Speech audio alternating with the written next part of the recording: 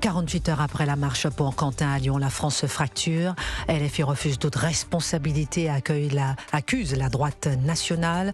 3000 personnes ont défilé dans le calme malgré des gestes nazis en marge, bien sûr, condamnables. Mais pourquoi justice pour Quentin devient-il suspect lorsque justice pour Naël faisait consensus? 2 poids 2 mesures ou une France incapable de pleurer ses morts sans se déchirer? Pendant que les regards se portent ailleurs, nous nous arrêterons dans un instant sur les petits pas de l'Union européenne vers la guerre. C'est en tout cas l'avis de notre invité analyste stratégique. Selon lui, nous allons vers un possible verrouillage institutionnel où la guerre deviendrait un fait accompli sans véritable débat démocratique. Pourquoi ces pas vers la guerre? On en parle dans un instant. Le salon de l'agriculture a ouvert dans un climat sous tension. Le Premier ministre se rend sur place aujourd'hui.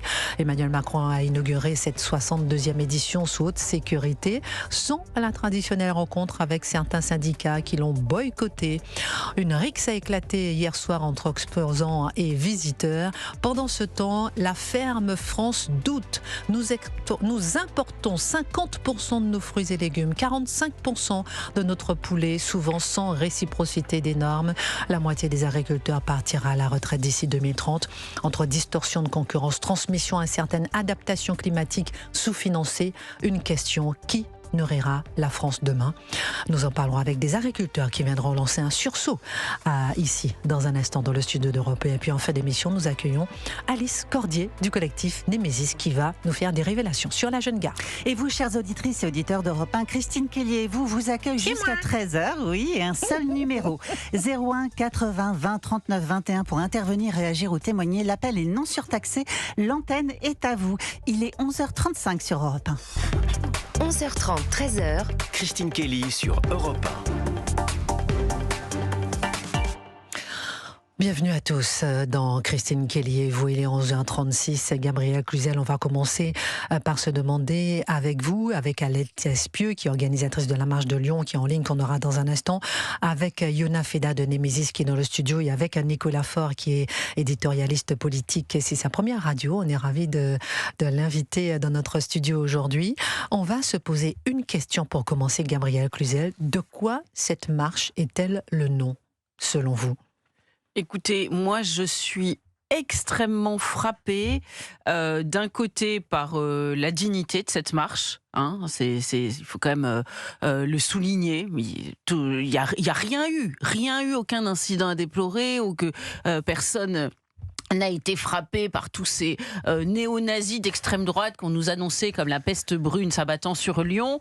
Il n'y a pas eu une poubelle renversée, brûlée. Enfin, il ne s'est rien passé, alors que, disons-le franchement, les manifestants étaient objectivement non seulement tristes, mais en colère. On peut être en colère de ce qui s'est passé, mais ils ont eu la colère digne. Et je suis frappée par l'infamie de l'autre côté, des réactions, mais ils retournent comme une chaussette avec le concours d'une certaine classe médiatique, il faut le dire.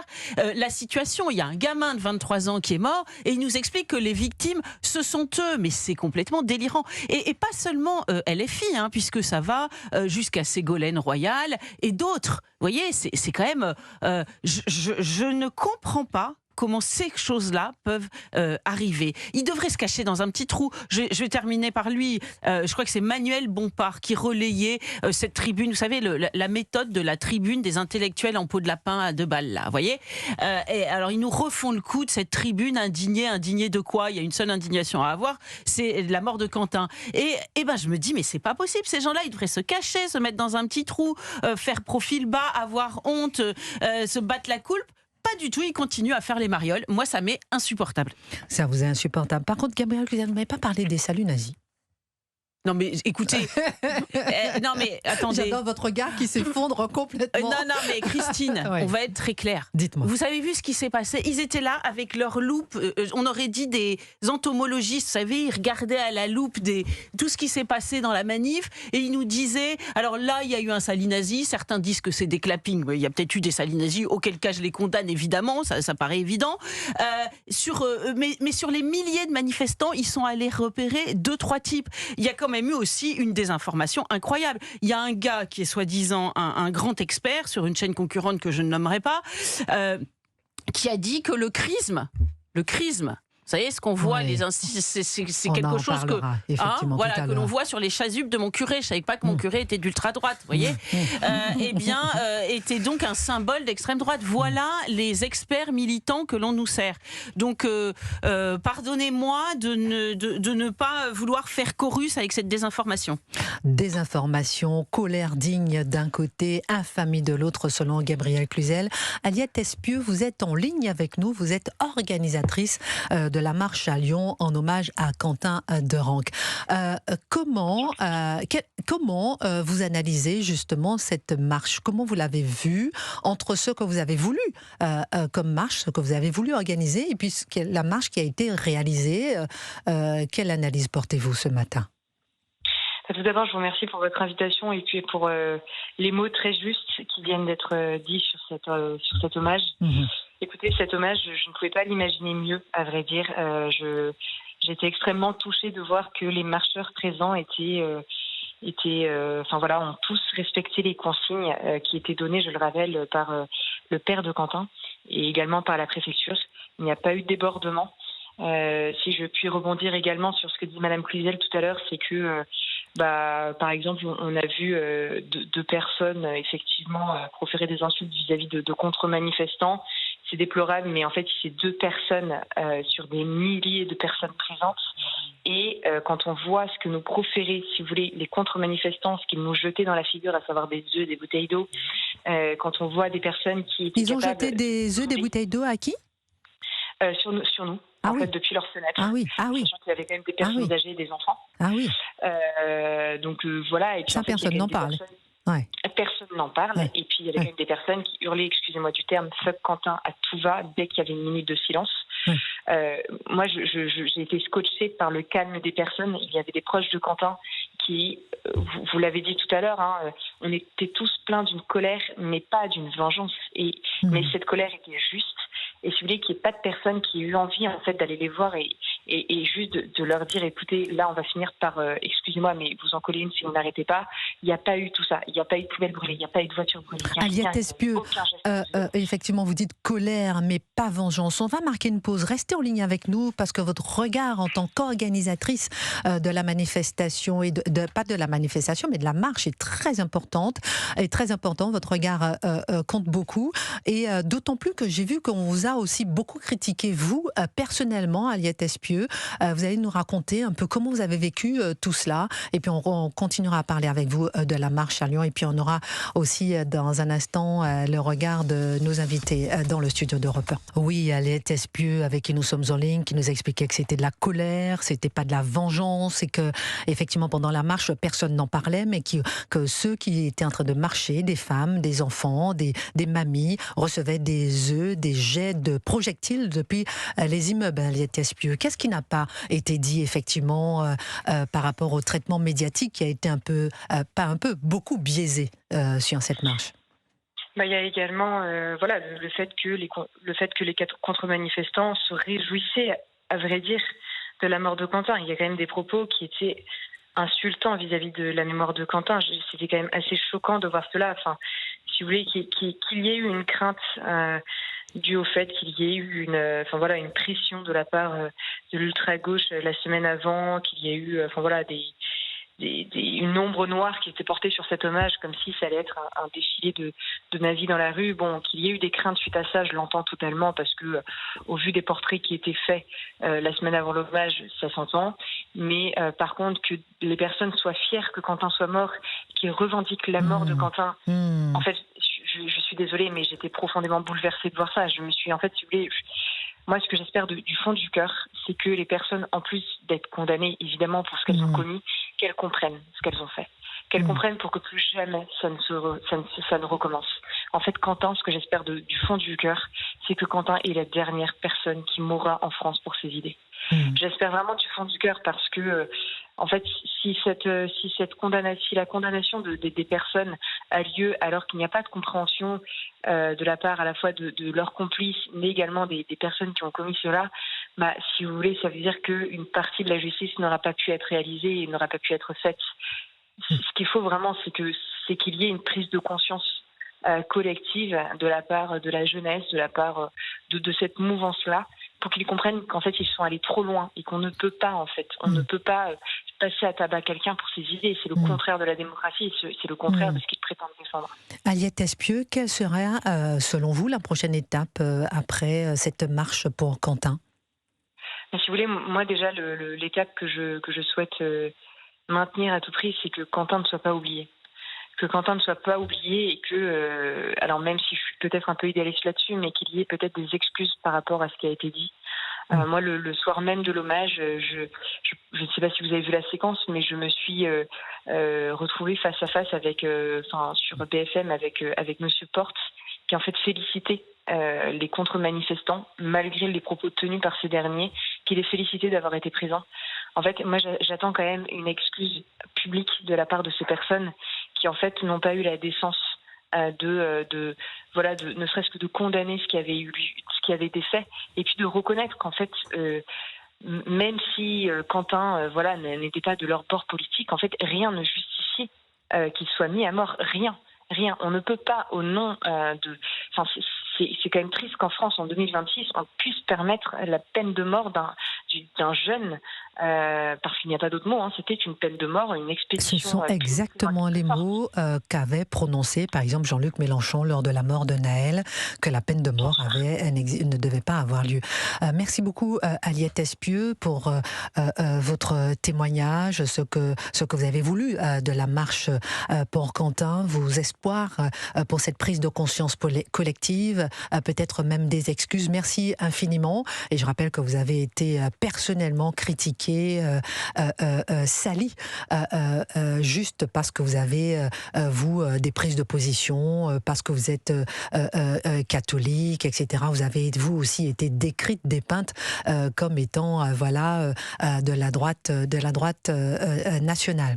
Merci beaucoup, Aliette Espieux, pour votre témoignage en direct sur Europe 1. Karine nous appelle de Lyon, on la prend dans un instant. Christian nous appelle de Mâcon, on le prend dans un instant. Nicolas Faure, vous êtes éditorialiste.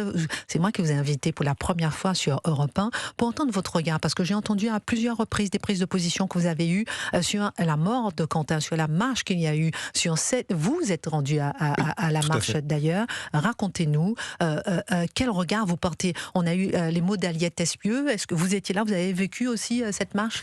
Alors, et quelle marche vous avez vécu? Alors j'ai vécu la marche de long en large parce que j'ai remonté le cortège à plusieurs reprises. J'ai vu ça, j'ai vu les provocations ignobles de la part de contre-manifestants. Et ça, il faut aussi que les auditeurs le sachent. Des provocations qui ont été constantes tout au long du cortège. Exemple de provocation. Par exemple, un individu qui se met à danser de joie en évoquant Quentin devant les manifestants. C'était devant mes yeux. J'en ai d'ailleurs pris la vidéo. Il y a la vidéo qui a beaucoup tourné sur les réseaux. Il était accompagné de personnes qui se réjouissaient, elles aussi, de la mort de Quentin et qui provoquaient frontalement les manifestants avec un cutter à la main, d'ailleurs, pour l'une d'entre elles. Alors, vous qui étiez sur place, justement, il y a eu ce cutter, ces personnes qui souriaient, qui provoquaient. En face, personne ne réagissait. Et non, mais c'est là où je voulais en venir. C'est-à-dire que toutes ces provocations, pour la plupart d'entre elles, elles ont été faites au moment où la police n'était pas présente. La police est venue à partir de la moitié du cortège à peu près sur les points chauds, mais il y a eu énormément de points chauds. Il y a eu un deuxième très gros point chaud où il y avait des antifas qui venaient vraiment au contact. Et la police n'était pas là. Et malgré l'absence de la police, malgré les provocations qui étaient abominables de la part de ces gens, eh bien, il n'y a pas eu de réaction guerrière, de virile face à ça. Alors que, évidemment, dans le cas inverse, ça aurait été impensable. Et je salue ici le sang-froid, le calme et la dignité des manifestants qui étaient confrontés à ça et qui n'étaient évidemment pas des nazis ou des fascistes, comme ça a été annoncé par tous les médias. Franchement, ça me rend dingue, parce que j'y étais dans cette manif. Alors, c'est ça le nazi dont parle Nicolas Faure. Alors, moi, j'ai remonté le cortège de long en large, je n'ai jamais vu. Il y a effectivement... c'est quoi ces images? Il y a une vidéo, parce qu'il y a des images qui ont été tronquées, on voyait deux personnes, les personnes avec les deux bras levés, donc évidemment, ce ne sont pas des saluts nazis. Il y a effectivement une vidéo qui peut porter à question, à voir, il y a l'enquête qui va être faite. 3000 personnes. Oui, mais on n'était pas 3000, on était bien plus. Alors là, pareil, je ne comprends pas pourquoi... Non, mais on était bien plus. Si on regarde la longueur du cortège, c'était environ 550 mètres, la longueur que j'ai estimée. Avec un cortège très dense, on est au minimum du minimum à 7000 personnes qui étaient présentes. Donc, Nicolas Faure, éditorialiste politique dans le studio d'Europe 1. On revient à vous. Je rappelle que nous avons aussi Yona Feda de Némésis qui est dans le studio d'Europe 1. Je viens à vous dans un instant puisque nous allons parler des menaces qui pèsent sur vous en tant que membre du collectif Némésis. D'abord, Karine, vous nous appelez de Lyon. Bonjour Karine, vous avez participé vous aussi à la marche. Racontez-nous de quelle marche vous avez vécu concrètement, Karine. Bonjour, je suis très heureuse de participer à votre émission que j'adore et effectivement j'ai participé à la marche et je confirme les dires précédents d'Aliette en disant que effectivement on ne peut pas définir une marche en hommage à un jeune homme qui a été agressé et tué seulement à 3 idiots qui ont fait des signes nazis. Ça ne définit pas la marche à laquelle j'ai manifesté. J'ai participé. Il y avait des personnes de tout âge, de toutes les manifestations de toute catégorie sociale, vraiment des personnes âgées. Et je confirme que tout au long du cortège, on a reçu des G2. Des signes, je n'ai pas entendu parler de ça. Des doigts d'honneur ont été faits tout au long du cortège. Donc effectivement... Donc une certaine recherche de provocation, comme nous disait Aliette Espiau, organisatrice de la marche. Donc vous êtes provoquée, des femmes, des enfants. Vous avez quel âge, madame? Vous avez 53 ans. Voilà, vous êtes partie manifester, vous avez vu que le traitement médiatique est complètement l'inverse de ce que vous avez réellement vécu. Si une personne n'a pas participé à cette marche, effectivement, si on s'en tient à certains médias, on ne se fait pas l'idée de ce qu'il c'était vraiment. Il y avait des parents avec de très jeunes enfants, notamment un petit garçon à un moment qui était sur l'épaule de son papa et qui lui a demandé mais qui a tué Quentin? Le papa, après je ne sais pas exactement ce qu'il lui a dit, mais voyez, vraiment des petits enfants. Et à un moment, s'est retrouvé même à côté de personnes venant de Suisse. Ah oui. Et on leur a demandé pourquoi vous êtes là. Et ils nous ont dit, en fait, on est là parce que ce qui se passe en France, on ne veut pas que ça se passe en Suisse. Très intéressant, très intéressant. Oui, c'était très intéressant. Oui. Donc, vraiment des discussions, c'était, comme je vous dis, de tout âge. Et ce qui a été dit dans les médias, c'est pas possible de s'en tenir à ça. Merci beaucoup, ma chère Karine, de nous avoir appelé de Lyon pour pouvoir témoigner de votre participation et de la marche que vous avez vécue, ce que vous avez vécu concrètement sur